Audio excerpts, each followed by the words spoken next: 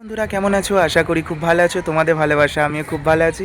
তো বন্ধুরা ফাইনালি বেরিয়ে পড়েছি সেই বর্ধমানের বিখ্যাত কৃষ্ণকালীর মায়ের মন্দিরের কিছু অজানা তথ্য নিয়ে। আমার এই ব্লগের মাধ্যমে অজানা তথ্য মায়ের আমি আমার ব্লগের মাধ্যমে তোমাদের সামনে তুলে ধরতে চাই। তো ব্লগটা বন্ধুরা স্কিপ না করে সম্পূর্ণ ব্লগটা দেখতে থাকো। কিভাবে যেতে হবে কৃষ্ণকালী মায়ের মন্দিরে, কোনটা দিয়ে গেলে সুবিধা হবে, কত ঘন্টা লাগে মায়ের মন্দিরে যেতে, কতটা মায়ের মন্দির আদেও কোথায় প্রতিষ্ঠিত হয়েছে, কোথায় এখন মঙ্গলা মা কৃষ্ণকালী মাকে রেখেছে, আদেও কি মঙ্গলা মা ভক্তদের দেখছে, এইসব অজানা কিছু তথ্য নিয়ে আমার এই ব্লগের মাধ্যমে তুলে ধরবো। তো ব্লগটা বন্ধুরা তোমরা স্কিপ না করে সম্পূর্ণ দেখতে থাকো। তো আমার আশা করব আমার এই ব্লগের মাধ্যমে তোমাদের অনেক কিছু উপকার হবে। তো আমি এখন আছি বেলমুড়ি স্টেশনে। তো এখন ট্রেনের জন্য ওয়েট করছি। তো বন্ধুরা বেশি কথা নয়, সম্পূর্ণ ব্লগটা তোমরা দেখতে থাকবে। তো চলো বন্ধুরা, চলো। শেষ পর্যন্ত সামনে আমাদের ফাইনালি ট্রেন চলে এসেছে, লোকাল ট্রেন। তো আমরা এখন ট্রেনে উঠবো। তো বন্ধুরা তো চলো তোমরা ভিডিওটা কন্টিনিউ দেখতে থাকো।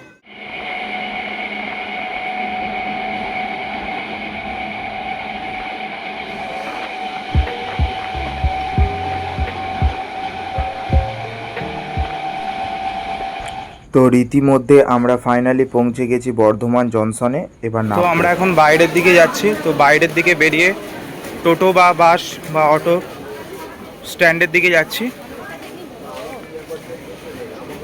লিফট বন্ধ করে সিঁড়ি দিয়ে উঠে বাইরের দিকে বেরোচ্ছি, বেরোবো, সিঁড়ি দিয়ে নামছি।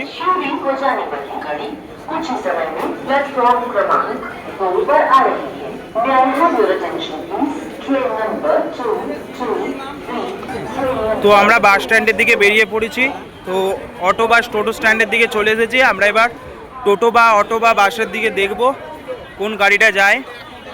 ঠিক আছে, চলো বন্ধুরা দেখতে থাকো ভিডিওটা। তো আমরা টোটো করেই যাব ফাইনালি, এখন টোটোর দিকে যাচ্ছি। তো টোটো তো দাদা কত করে ভাড়া কৃষ্ণকালী মন্দির মায়ের? নতুনটায় 32 কিলোমিটার আছে। কত করে ভাড়া লাগবে? কজন আছে তোমরা? আমরা 4 জন আছি। মানে কি নামিয়ে দিয়ে চলে আসবো না নিয়ে আসবো? না, নামিয়ে দিয়ে চলে আসবো। না সময় দিন যাই শুধু নামিয়ে দিয়ে আসলে পড়তে হবে না। 32 দুগুণে মানে 64 কিলোমিটার রাস্তা। হ্যাঁ, আপ ডাউন না গেলে পরে মানে রিজার্ভ করে না গেলে পরে আমাদের রিজার্ভ ক টাকা? রিজার্ভ তোমার 1000 টাকা পড়বে। 1000 টাকা। আর পার হেড মাথা পিছু?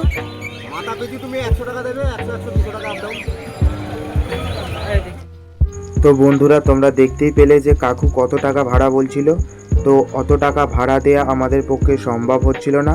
তাই আমরা বাইরের দিকে একটু বেরিয়ে এসে দেখলাম গাদায় টোটো দাঁড়িয়ে আছে।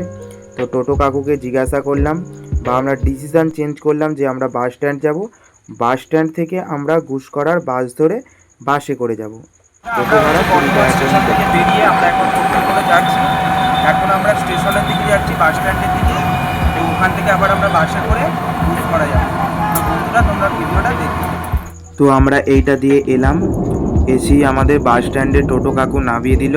তো সামনেই বাস দাঁড়িয়ে আছে বর্ধমান টু গুসকরার বাস। তো আমরা এই বাসে উঠবো।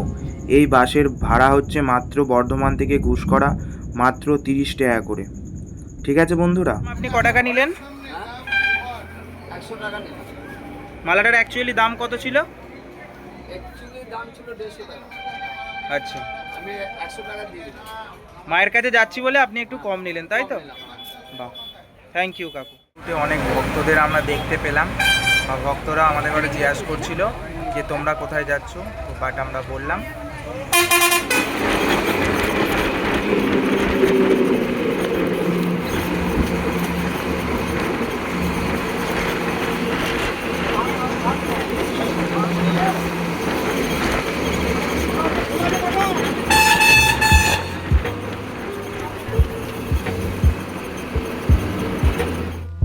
তো বন্ধুরা তোমরা ফাইনালি দেখতেই পাচ্ছ আমি বাস থেকে নেমে গেছি অলরেডি। তো আমার যাওয়ার কথা ছিল ঘুষকরা স্টেশন, কিন্তু ঘুষকরা যায়নি, ঝর্ণার মোড়ে নেমেছি, কারণ মায়ের মন্দির কাছে হবে। ঝর্ণার মোড়ে নামলাম একটাই কারণ, ভাড়াটাও খুব কম নিল, আর ওখানেই টোটো দাঁড়িয়ে আছে মায়ের মন্দিরে যাওয়ার। ওখান থেকে ঝর্ণার মোড় থেকে মায়ের মন্দির মাত্র 20 টাকা করে মাথা পিছু ভাড়া।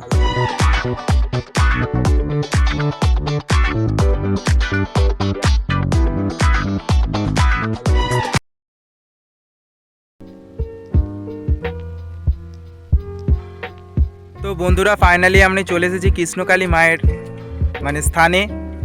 তো বন্ধুরা এই হচ্ছে যেটা দেখতে পাচ্ছি হচ্ছে মেন গেট এটা।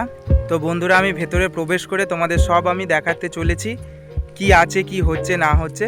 তো বন্ধুরা তোমরা দেখতে থাকো শুধু। হচ্ছে মায়ের মেন গেট এখনও তৈরি হচ্ছে, নতুনভাবে নতুন রূপে তৈরি হচ্ছে মায়ের মেন গেট। তো চলো বন্ধুরা এবার আমরা ভেতরে যাই, দেখাই। তো ফাইনালি এখন ভেতর দিকে যাচ্ছি, এদিকে কাজকর্ম চলছে, তো যাই এটা দিয়ে। তোমরা দেখতে পাচ্ছ মায়ের মন্দিরটা হচ্ছে বিশাল এরিয়া নিয়ে তৈরি হচ্ছে। তো এখনও কমপ্লিট হয়নি, আনকমপ্লিট, তো এখন কাজকর্ম চলছে। ঠিক আছে বন্ধুরা, তো চলো আমি মন্দিরের দিকে এগিয়ে যাচ্ছি, তোমাদের সম্পূর্ণ আমি দেখাতে চলেছি কতটুকু রেডি হয়েছে, কি হয়েছে, এখন পর্যন্ত কি পরিস্থিতিতে আছে, তো আমি দেখাতে চলেছি, তোমরা শুধু দেখো। এই যে বন্ধুরা দেখতে পাচ্ছ না, মেন গেট থেকে ঢুকেই হচ্ছে বাঁ সাইডে তোমরা দেখতে পাবে পার্কিংয়ের জায়গা একটা আছে, বিশাল বড় জায়গাটা কিন্তু করেছে। তো টোটো বা নিজের পার্সোনাল কোনো গাড়ি পার্কিংয়ের জন্য এটা করা হয়েছে। তো এবার আমরা মন্দিরের দিকে যাই, চলো। হচ্ছে মন্দিরের মেন গেট দিয়ে ঢুকছি। জায়গাটা দেখো কিন্তু অসাম, জায়গাটা কিন্তু অনেক বড় এরিয়া নিয়ে কিন্তু জায়গাটা বা মন্দিরটা গড়েছে। তো চলো দেখো বন্ধুরা, মায়ের এই কৃষ্ণকালী মা এই মন্দিরের মধ্যে বিরাজ করছে, আর কত সুন্দর মন্দিরটা তৈরি হচ্ছে বা অনুষ্ঠিত হচ্ছে তোমরা দেখেই বুঝতে পারছো। তো বন্ধুরা সত্যি আমার এখানে এসে মন পুরো একদম শান্ত হয়ে গেল, মন পবিত্র হয়ে গেল। সত্যি অসাধারণ জায়গা একটা। আর এই মায়ের মন্দিরটা আমাদের দক্ষিণেশ্বর ও তারাপীঠের মন্দির নিয়ে অবস্থিত হচ্ছে। ডিজাইনটা তোমরা দেখেই বুঝতে পারছো সত্যি বন্ধুরা। আর এখন এইখানে ভক্তদের লাইন, মা এখন ভেতরে দেখছে, ভক্তরা এখানে লাইন দিয়েছে।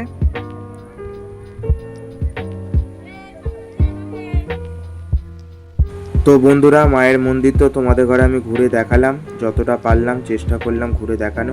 তো কিভাবে এই মায়ের মন্দিরে আসবে, তো আমি বন্ধুরা তোমরা এই কৃষ্ণকালী মায়ের মন্দিরে আসতে গেলে কোনটা দিয়ে আসবেন, কোনটা দিয়ে এলে সুবিধা হবে, আমি সব তথ্য আমি বলছি। তো বাট তোমরা ভিডিওটা না স্কিপ করে শুনতে থাকো বন্ধুরা।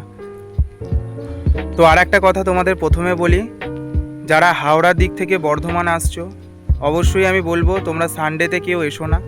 সানডেতে আসতে হলে অনেক ভোগান্তি হতে হয়, রাস্তায় সম্মুখীন হতে হয়। তো রবিবার দিন অনেক কিছুই ট্রেন বন্ধ থাকে, অনেক ট্রেন বন্ধ থাকে, ট্রেনের জন্য অনেক প্রবলেম হয়। তো তাই বলি সকালের দিকে কেউ সানডেতে আসতে চাইলেও কিন্তু সকালের দিকে কেউ এসো না, এলে বেলায় এসো, 10টার পর বেরিয়ে এসো, ঠিক আছে। বাট আমরা আজকে সানডে আমরা প্রচুর ভোগান্তি হয়েছে আমাদের আসতে এই মায়ের মন্দিরে। তো অনেক আমরা পরিশ্রম করে এই মায়ের মন্দিরে এসেছি। তো আমি সহজভাবে বলে দিচ্ছি কোনটা দিয়ে মায়ের মন্দিরে আসলে তোমাদের সুবিধা হবে।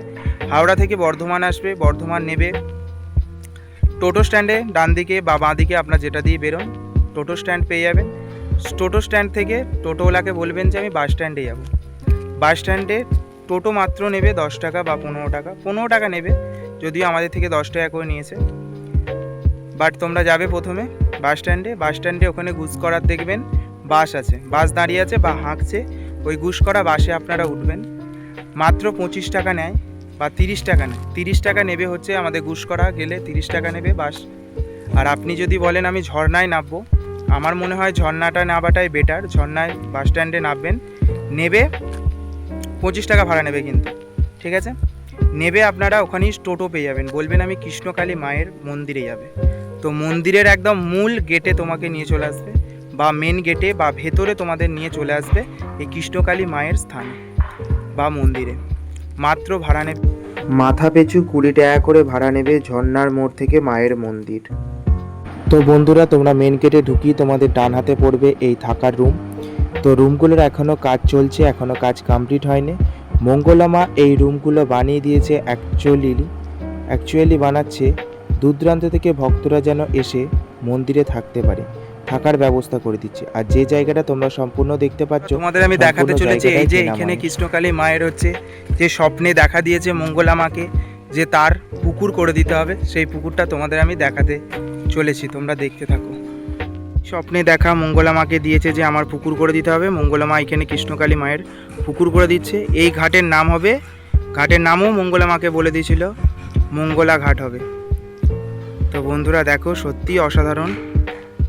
তো বন্ধুরা, এই ছিল আমার ছোট্ট মিনি ব্লগ। তো ব্লগটা যদি ভালো লাগে অবশ্যই লাইক কমেন্ট শেয়ার করে এই ছোট্ট ভাইটির পাশে থেকো।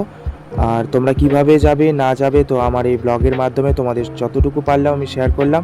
আর যদি ব্লগটা ভালো লাগে অবশ্যই লাইক কমেন্ট শেয়ার করে এই ভাইটির পাশে থেকো।